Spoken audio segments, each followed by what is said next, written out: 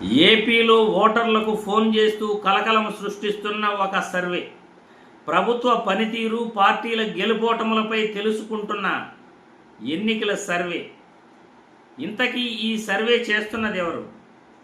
ప్రభుత్వం చేపిస్తున్నదా, లేకపోతే ప్రతిపక్షం చేపిస్తున్నదా? చంద్రబాబు ఈ సర్వే చేయిస్తున్నాడా, లేకపోతే జగన్మోహన్ రెడ్డి ఈ సర్వే చేయిస్తున్నారా? ఇంతకీ ఎవరు ఈ సర్వే చేస్తున్నారు? ఓటర్లకు ఫోన్ చేస్తున్నది ఎవరు? ఎన్నికలు ఇప్పుడు లేకపోయినా కానీ ఇప్పటికిప్పుడు ఎన్నికలు వస్తే ఎవరు గెలుస్తారు అని ఓటర్లను ఎందుకు అడుగుతున్నారు? ప్రభుత్వ పనితీరు ఏడాది కాలంలో ఎలా ఉంది అని ఎందుకు అడుగుతున్నారు? ప్రజలందరిలో కూడా ఒకే ఉత్కంఠత. ఎన్నికలు ఇప్పుడు లేవు కదా, ఎందుకు ఫోన్ చేస్తున్నారు? ఎవరు ఫోన్ చేస్తున్నారు? ఈ సర్వే ఏంటి?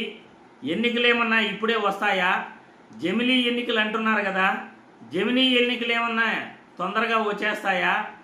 మరి ఎందుకు ఈ ఫోన్లు, ఎందుకు ఈ సర్వేలు, ఎందుకు ఈ ప్రభుత్వం పైన, ఈ ప్రభుత్వ పనితీరు గురించి ప్రశ్నిస్తున్నారు? ఎన్నికల ఫలితాలపై ఓటర్లను ఎప్పటికప్పుడు ఏ ప్రభుత్వం అధికారంలోకి వస్తుంది, ఏ పార్టీ గెలుస్తుంది, ఏ పార్టీకి మీరు ఓటేస్తారు, ప్రభుత్వ పనితీరు ఎలా ఉంది, ఇలాంటి ప్రశ్నలు అడుగుతుంటే ప్రజలందరిలో కూడా ఎవరిలో అయినా సాధారణంగా ఇదే డౌట్ వస్తుంది. ఇంతకీ ఈ సర్వే ఎవరు చేపిస్తున్నారు అని చాలామందిని కూడా అడుగుతుంటే ప్రభుత్వమే ఈ సర్వే చేస్తూ ఉంది. ఎందుకంటే ఏడాది పాలన కంప్లీట్ అయింది కాబట్టి ప్రజల నుండి ప్రజా అభిప్రాయం తెలుసుకోవాలనే ప్రభుత్వం ఈ సర్వే చేపిస్తూ ఉంది.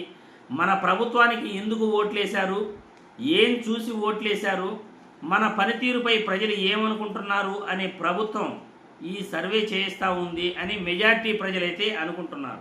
ఇంతకీ ఫోన్లు చేస్తూ ప్రజలను అడుగుతుంటే ఎవరికి ఓటేస్తున్నారు, ఏ పార్టీకి ప్రజలు మద్దతు తెలుపుతున్నారు అంటే భిన్నాభిప్రాయాలు అయితే వ్యక్తమవుతున్నాయి. ఎందుకంటే ఒకవేళ ప్రభుత్వమే గాన ఈ సర్వే చేయిస్తుంటే ఇచ్చే సంక్షేమ పథకాలు, భవిష్యత్తులో వస్తాయన్న సంక్షేమ పథకాలు మళ్ళీ ఇవ్వరేమో. ఒకవేళ మనం ప్రభుత్వ పనితీరు బాగా లేదంటే మళ్ళీ మన రేషన్ కార్డు ఎక్కడ తీసేస్తారో, లేకపోతే మనకు సంక్షేమ పథకాలు ఎక్కడ ఆగిపోతాయో, ఫీజు రీయింబర్స్మెంటు, తల్లికి వందనం ఎక్కడ ఆగిపోతాయో, పెట్టుబడి సహాయం రైతులకు ఎక్కడ ఆగిపోతుందో అని ప్రజలు భయపడే పరిస్థితి. అందుకే మెజార్టీ ప్రజలు ప్రభుత్వం పనితీరు బాగోలేదని తెలిసినప్పటికీ మొహమాటంతో చెప్పలేకపోతున్నారట.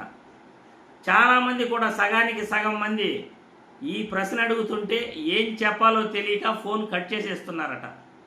ఇది మన ఆంధ్రప్రదేశ్ రాష్ట్రంలో ఒక ఫోన్ కాల్ ఓటర్కి వచ్చి ప్రజల అభిప్రాయం ప్రభుత్వ పనితీరు గురించి, పార్టీల గెలుపోటముల గురించి అడుగుతుంటే సాధారణ ఓటరు, సాధారణ ప్రజలు ఇదే విధంగా అనుకుంటున్నారు. ఇప్పటికిప్పుడు ఎన్నికలేంద్రా బాబు, మనం ఏం చెప్పాలి? ఎవరు గెలుస్తారు, ఎవరు ఓడిపోతారు అని అంటే ఏం చెప్పాలి? ప్రభుత్వ పనితీరు గురించి ఏం చెప్తే ఏమవుతుందో. ఎందుకంటే ఒకవేళ ప్రభుత్వమే ఫోన్ చేస్తే మన పరిస్థితి ఎలా ఉంటుందో, కేసులు ఏమైనా పెడతారా, లేకపోతే మనకున్నటివి ఏమైనా తీసేస్తారా? ఇలాంటి ఎన్నో సందేహాలతో వచ్చే ఫోన్ కాలు, వచ్చే సర్వే గురించి ప్రజలు ఏం చెప్పాలో తెలియక సతమతమవుతున్నారట. కానీ చాలామంది మాత్రం వాళ్ళ అభిప్రాయాన్ని కుండ బద్దలు కొట్టినట్లుగా ప్రభుత్వ పనితీరు ఏడాది కాలంలో బాగాలేదు, ఇస్తానన్న సంక్షేమ పథకాలు ఇవ్వట్లేదు, కూటమి ప్రజలను మోసం చేసింది, ఈ కూటమి ప్రభుత్వం వచ్చాక ప్రజలు ఇబ్బంది పడుతున్నారు అని వాస్తవాలను కుండ బద్దలు కొట్టినట్లయితే చెబుతున్నారని సర్వే ఫలితాలు వెల్లడవుతున్నాయి. ఇంతకీ ఈ సర్వే 1-2 రోజుల తర్వాత ఏం నిర్ణయిస్తుంది, ఈ ఫలితాలపై, ఈ సర్వే ఫలితాలపై రిజల్ట్ ఎలా ఉంటుంది అనేది మనం ముందు కూడా తెలుసుకోవచ్చు. ఏం జరుగుతుందనేది అందరం కూడా ఆలోచిస్తాం. మీకు తెలిసిన అభిప్రాయాన్ని కామెంట్ల రూపంలో మన వీడియోలో పంచుకోండి. పార్టీల గెలుపోటములు, ఏడాది కాలంలో ప్రభుత్వ పనితీరు, ప్రతిపక్షం ఎలా ప్రజా సమస్యలపై పోరాడుతుంది, అన్నిటిపైన సంకోచం లేకుండా మీరైతే కామెంట్లు పెట్టండి. ఒక పౌరుడిగా మీ అభిప్రాయాన్ని తెలియజేయటం మీ హక్కు.